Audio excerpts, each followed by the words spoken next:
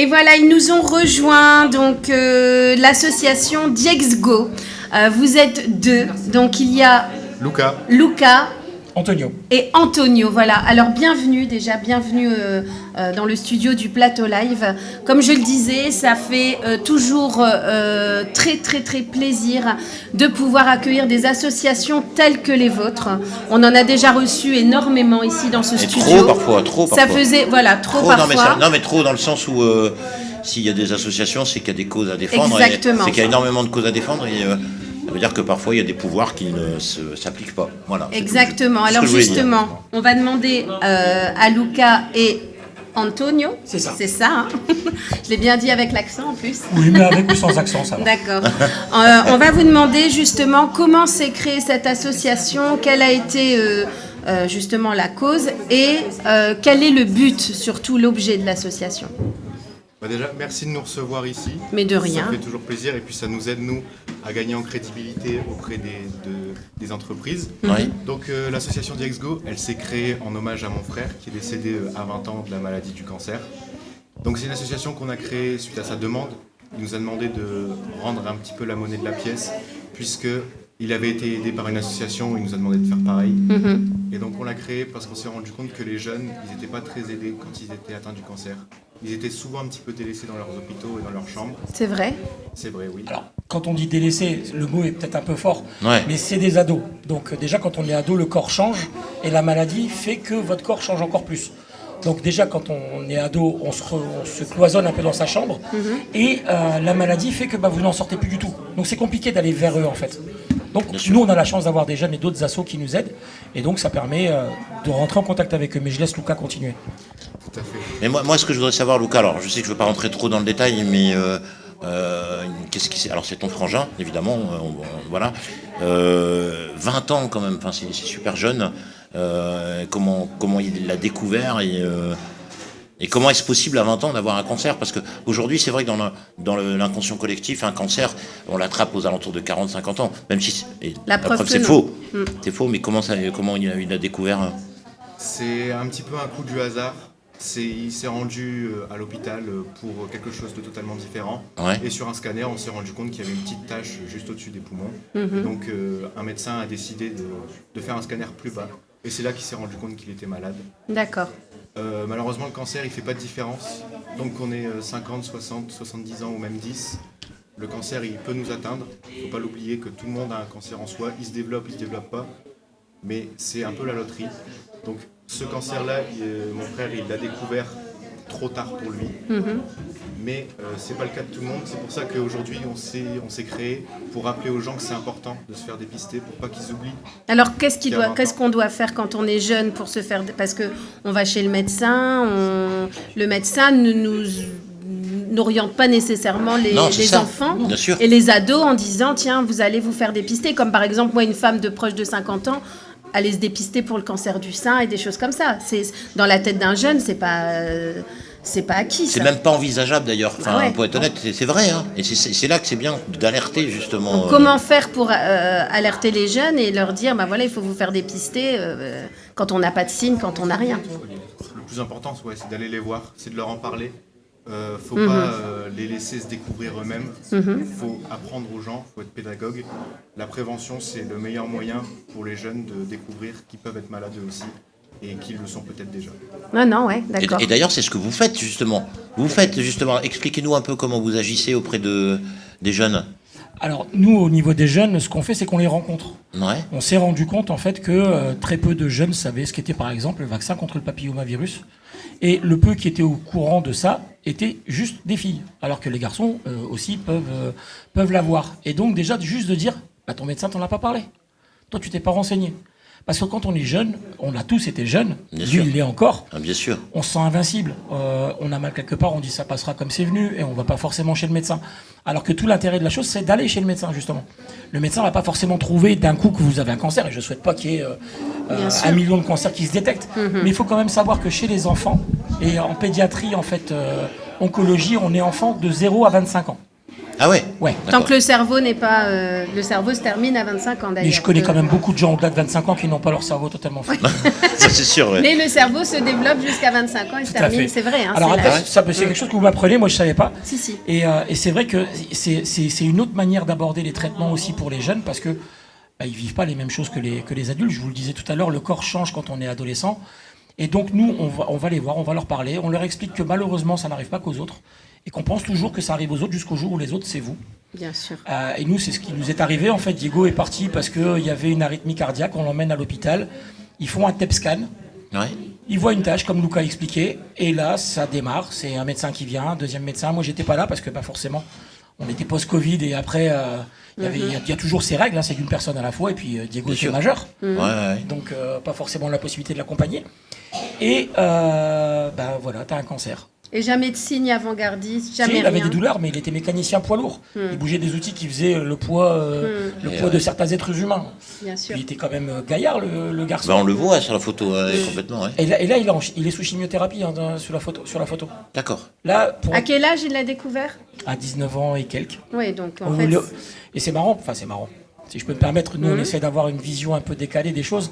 On lui a annoncé sa maladie le 11 septembre 2023. Le 11 septembre. À 11 septembre. Ouais. D'accord. Bon, après, c'est un Les dates. c'est un hasard. Il y a mais, des dates ouais, comme je sais bien. Les Américains, ils ont perdu 2 tours et puis lui, il a perdu sa vie ce jour-là. Ouais. C'est bizarre. Mais donc forcément, nous, quand on nous parle de certaines dates, de certains signes qu'on peut voir avec Luca, avec sa maman, avec ses autres sœurs aussi, c'est toujours un peu bizarre. Bah, bien sûr. Mais voilà, nous, on va chez les gens, on va les déranger parce qu'en plus, le cancer des enfants reste tabou. Et vous avez vécu cela et surtout son accompagnement et la façon dont il l'a vécu. Et je pense que ça, vous pouvez en témoigner. Et c'est peut-être ça aussi que vous cherchez à véhiculer, c'est-à-dire à prévenir peut-être de certaines choses pour les futurs enfants qui contracteraient un cancer ou quelle est la démarche de Diexgo en fait. J'ai lu un petit peu, c'est aussi d'apporter du bien-être, c'est ça, chez les malades en fait. C'est ça. Le cancer, c'est déjà une mauvaise nouvelle en soi.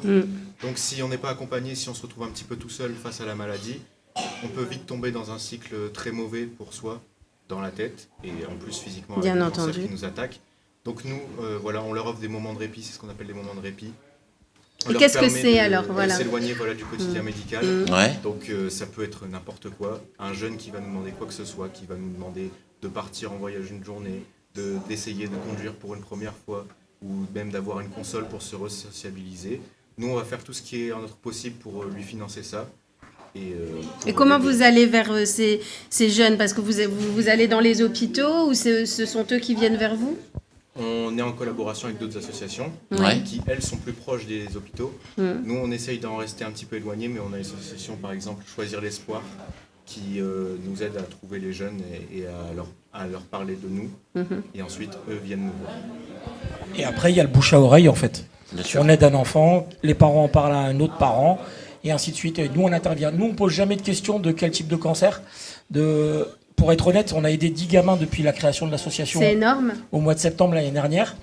Je ne connais aucun nom de famille des enfants qu'on a aidés. Mais c'est énorme D'accord. déjà. Ça m'intéresse pas, en fait. Ouais, Ouais. c'est ça, ok. Le but, c'est pas ça. Non, Ouais. le but, c'est tu veux quoi? Tu veux ça? Ok. Tu vas Mais alors, là. Ouais. il y a quand même un levier qui est super important, c'est les finances. Aujourd'hui, comment vous faites pour Ouais. récolter des Est-ce fonds? que vous avez des subventions? Mais oui. Est-ce Comment ça qu'on se passe vous aide? Vous êtes de quelle ville déjà? C'est On à est- Luin, c'est ça? Là, c'est moi qui vais prendre la parole. On est de la ville d'Aluin. Est-ce qu'on vous aide? La ville nous aide sur plein d'aspects. Mais volontairement, nous, on ne veut aucune subvention de personne. D'accord. Comme ça, on pourra... Pour quelle raison? pour la raison qu'on méritera notre succès comme on méritera nos échecs. D'accord. D'accord. Ouais. On veut rien devoir à personne. C'est une vision un peu bizarre des choses, mais on est grand, on sait se débrouiller. On a réussi à offrir le dernier rêve de Diego, qui était de partir en camping-car jusqu'au désert de Bardenas. Ça, c'était son rêve à lui. Et il a réussi Ah ouais à le Il a faire? réussi à le faire. Super. Il est parti 2 mois et demi avec sa maman et son chat, et ça s'est très bien passé. Et aujourd'hui, moi, j'ai une vocation dans l'association. Luca va faire de la communication. Mon épouse Carméline est la présidente, et elle fait tout le lien social qui a fait que je ne suis pas du tout en capacité de faire. Vous Moi, avez chacun vos ouais. compétences. Moi, je suis plutôt bon pour ramener des sous. Et alors, comment tu le fais? Je fais du porte-à-porte. C'est-à-dire? C'est-à-dire que je vais voir tous les gens que je connais, et même ceux que je connais pas. Ouais. Je leur explique ce que je fais avec l'association et je leur demande des sous. T'as beaucoup de bons retours. Jusqu'à aujourd'hui, j'ai pas à me plaindre.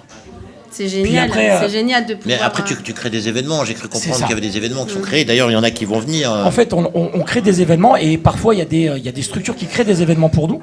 Et c'est là où on se rend compte en fait que génial. des choses font leur petit bonhomme de chemin. Donc là, par exemple, samedi ici, il y a un tournoi de foot à Cisoin qui est organisé en notre faveur. Ouais. Et ils ont trouvé des mécènes. Et il y a C'est des ça équipes. Non, ça c'est pas ça. Ça c'est un autre d'accord. projet qu'on monte. Et si vous me le permettez, je vais Ouais, en parler. ouais, bien Bien sûr. Et puis comme j'ai vu que vous faisiez super bien la pub pour les événements, je vous demanderai d'en parler à l'occasion. Mais Mais bien on- sûr, mais après, à l'occasion, tu tous aurais les dû mercredis. m'envoyer ça parce que moi je Mais c'est l'aurais vrai. diffusé, mais c'est pas grave. Tu Et me là aujourd'hui, on l'envoies venait et pour ce sera Diexgo. diffusé la semaine Voilà, prochaine. exactement. Il n'y a pas de souci et on le diffusera jusqu'à la date. Magnifique. Tu vois, il À suffit chaque de demander. émission. En demandant, on risque rien. Bah, surtout pour ce genre de Alors, cause. qu'est-ce qu'on crée? On a créé un événement, c'est une marche solidaire qu'on fait avec une autre association, Ouais. qui est celle qui a aidé Diego quand il est tombé malade. D'accord. Donc ça s'appelle l'association Let's Go, D'accord. parce que la fondatrice s'appelait Laetitia. Elle a sympathisé avec Diego, elle lui a offert son PC portable pour un peu arrêter de s'ennuyer à l'hôpital, justement. Génial. Donc il voulait un PC gamer, elle lui a offert un PC gamer. Elle est venue, elle a dit tu veux quoi, un PC gamer? Habille-toi, on y va. Donc elle nous a inspiré, nous aussi, pour ce qu'on fait aujourd'hui. L'histoire, si on la pousse un peu plus loin, c'est que Laetitia est partie le 1er novembre 2024, le même jour que Diego. Le même jour. Le même jour. Parce que Laetitia aussi était concernée par la Tout à maladie. fait. D'accord. Tout Et à c'est fait. elle qui a offert le PC Gamer. Le premier PC gamer à Diego, elle avait son association. Elle aussi, elle aidait des jeunes, enfin plus des personnes de son âge, on va dire, Ouais. au-delà des 25 Elle ans. avait quel âge, Laetitia? Je veux pas dire de bêtises, mais elle avait une quarantaine d'années. D'accord, donc elle était très jeune. On est toujours trop jeune, de toute façon, quand Ouais, on bien parle, sûr. même quand on a 65 ans, on Oui, est toujours oui, trop oui. jeune. En C'est tout vrai. cas, on est toujours trop jeune pour quelqu'un. Après, il y a la différence de partir avant ses parents. Là, ça c'est un autre débat. C'est autre chose. Mais donc, nous, aujourd'hui, on veut sensibiliser et mobiliser les gens avec une marche, qui s'appelle la Open Go. C'est la première édition, elle se passe le 12 et 13 septembre à Lyon. Ouais. Alors, il y a 24 heures de marche, ça ne veut pas dire que les gens doivent marcher 24 heures. Ça veut dire que pendant 24 heures, tous les kilomètres qu'on va collecter, on va les reverser à l'hôpital Oscar Ouais. Lambré, qui va transformer ces kilomètres en argent pour la recherche. Et nous, les inscriptions des gens qui vont venir à notre Ouais. événement, va nous permettre de faire des bénéfices, on n'est pas là pour se mentir non plus, Bien mais sûr. c'est le but de la manœuvre, pour aider d'autres gamins. On a un projet notamment avec une jeune fille dont je ne dirai pas le nom parce qu'on ne publie jamais les noms ni les visages Non. des jeunes qu'on aide, c'est pas Ouais. le but. Mais le projet, tu peux l'annoncer par Le exemple. projet, je peux l'annoncer. Elle a dû malheureusement subir une amputation de la jambe suite à un cancer des os. Et son rêve, c'est de reskier.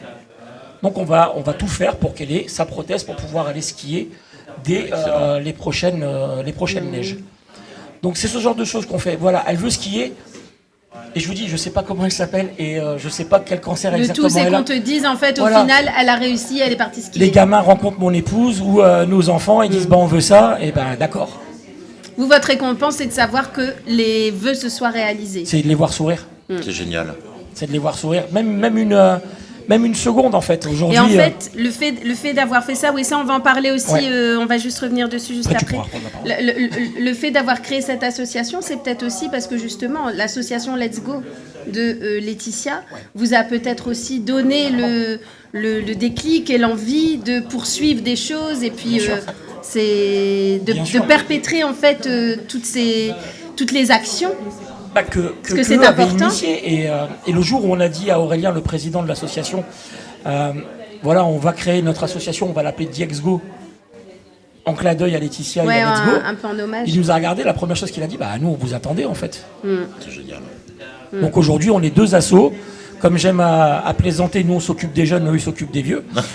À nous deux en fait, eh ben, on va tout casser.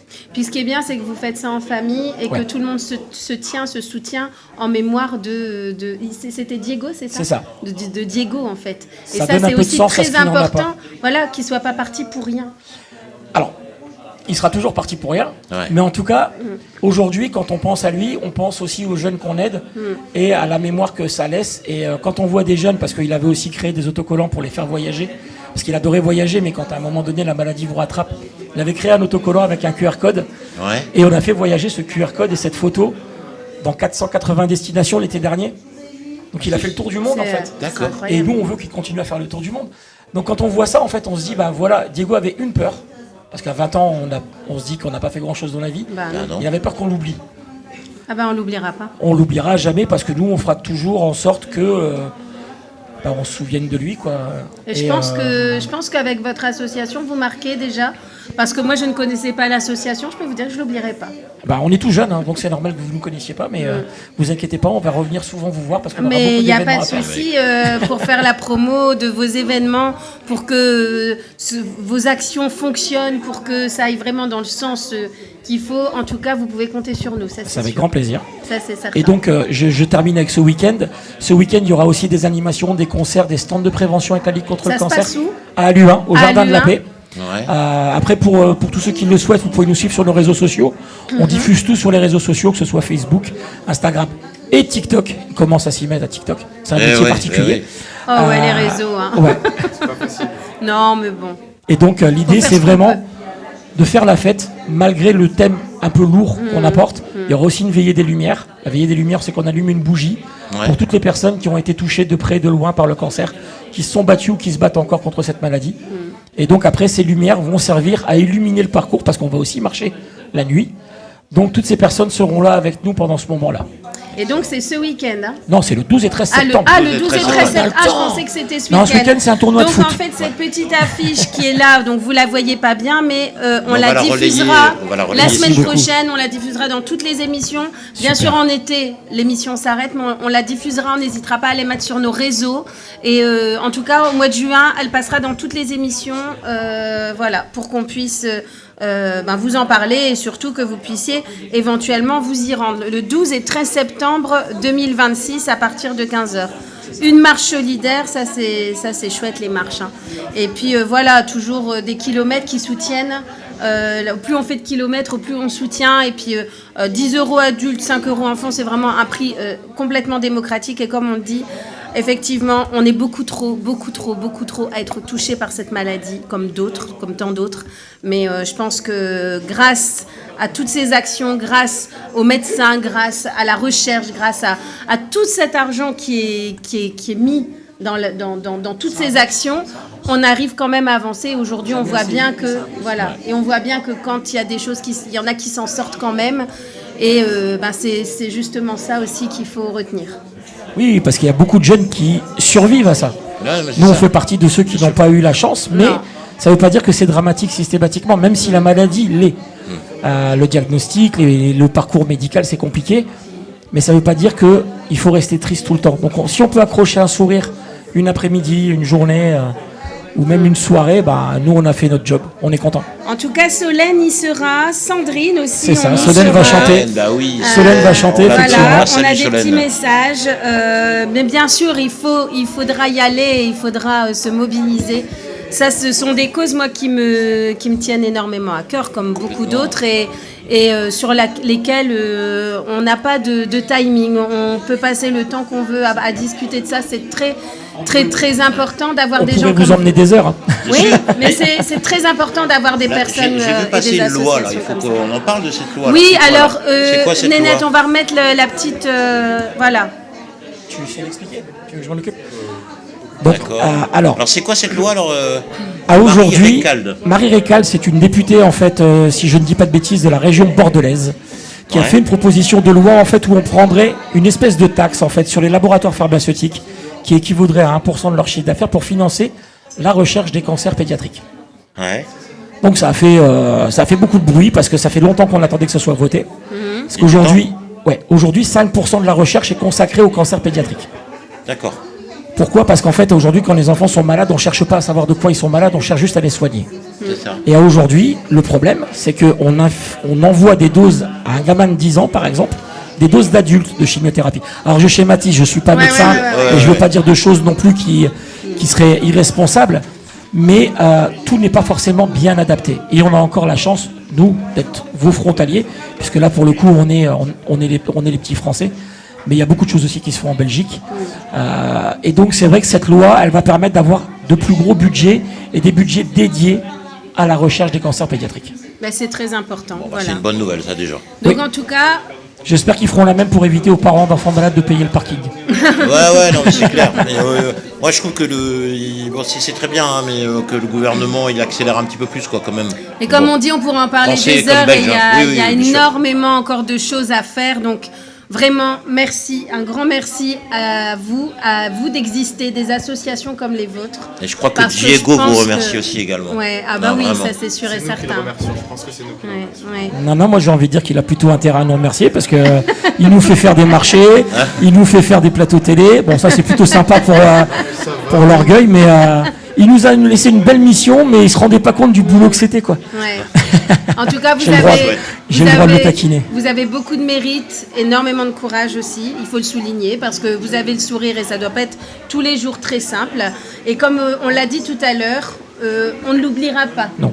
Voilà. Ça c'est le courage qu'il nous a laissé, par contre. Ça, c'est très ça vient de lui, important, ça. ne jamais oublier. Direct. Ouais. Là, t'as raison.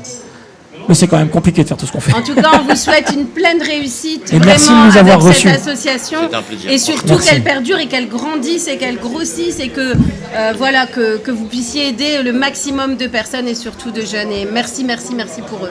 Merci à Vraiment. vous. Merci à vous. Juste, on va faire un petit moment un peu plus joyeux. Hein, parce tout qu'on ça, va c'est pas se joyeux en quitter soi. Oui, mais Tout ça, c'est joyeux, On va hein. se quitter sur un moment plus léger. Bien sûr. Nous, tous les invités qui viennent dans cette émission doivent répondre à une question à 2 balles. Donc Ah, vous avez oui, droit à c'est cette vrai. question à 2 balles. C'est toi. Et il va falloir y répondre. Ça va être moi. Ah ouais. Ah là Allez, là c'est là. parti. C'est moche.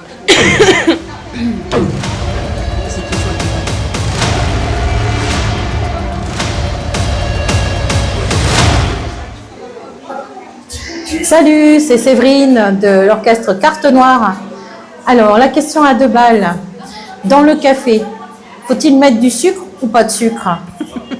C'est une question à 2 balles. Hein. Ah, ça a 2 balles. Ouais. C'est Alors, dur Luca. comme question. Ah, c'est dur, hein. Attention, il n'y a pas 36 réponses. Hein. Alors, personnellement, avec mon palais qui ne suis pas trop habitué au café, sans sucre, je pense que je le recrache. Ah ouais. Mais je pense qu'il y en a ici qui ont le diabète et qui n'ont pas le choix. Ceci est un message. Non, mais j'ai effectivement, Alors je suis diabétique et j'ai dû prendre l'habitude de boire le café sans sucre. Sans sucre. Et ben bizarrement, j'en bois beaucoup moins qu'avant. Ah bah voilà. Voilà. Ah ouais. Bah voilà. Bah, C'est pas mauvais, mais c'est quand même beaucoup moins bon qu'avec du sucre.